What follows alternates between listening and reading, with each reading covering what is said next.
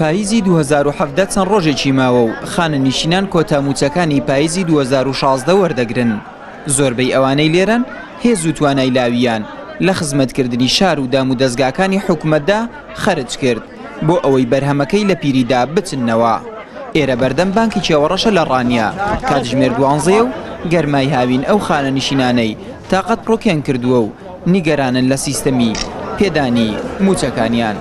نەخۆشین شەکرەمان هەیە 36 ساڵ خزمەتەوە خزمەتی دارین بۆ ئەوڕۆ کردووە عەبدوسڵیم ماندووترن لە جاران کاکە ئەمە ئەوداکەرێن هەیە کاکە جاب لە کوێ ڕادەجێنسن لای قایم خامی ئەمە ئەودایان ناوڕۆژی پێشمەگەی بە ناوڕۆژی مەبێ ڕۆژەکەمان بۆ دیاریکەن.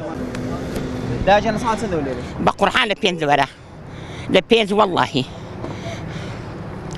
دڵم حەمەلاتە پشتم حەمەلاتە. وڵات بەس حاڵێکی وەرگەوە دەیبینی براگیان حاڵ حاڵێکی وەردەگرن مووچە و پەڕی قورسەیە لە وەرگرتنێدا بەڕاستیە یعنی بێسەروبەریە تاوانەکە لەوەیە کە مەسەلە بڵێن مانگانە لە ڕێگای خۆدا نادرێ ئەگەر لە ڕێگای خۆدا درابە هیچ کێشەیەکی نێدەبوو.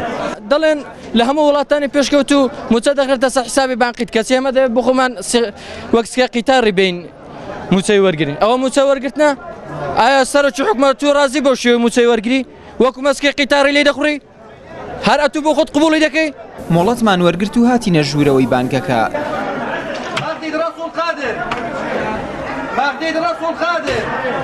لێرەش کارمەندان سەرقاڵن و بڕیاریان داوە تا کاتژمێر 4 عەسر مووچە بە خانە نشینان بدەن.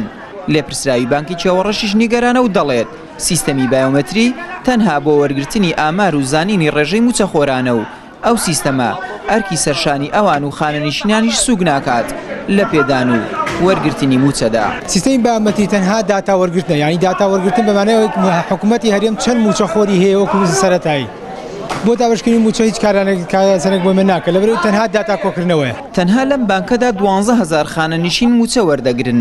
بینایەکە کرێە و بێتوانایی خانە نشینان و باری تەندروستیان لەبەر چاو نەگیراوە و بە درێژایی ساڵ وێ ڕای دواکەوتنی مووچەکانیان گەرمای هاوین و ساردی زستان لێرە دەچێژن. زۆربەی خانە نشینانیش لە پێناوەرگرتنی مووچەکانیان لەگەڵ تاریک و ڕوونی بەیانی دێنە بەردەم بانکەکان و تا دەستپێکی دەوام سەرخەوێکی قوڵی بۆ ئەشکێنن.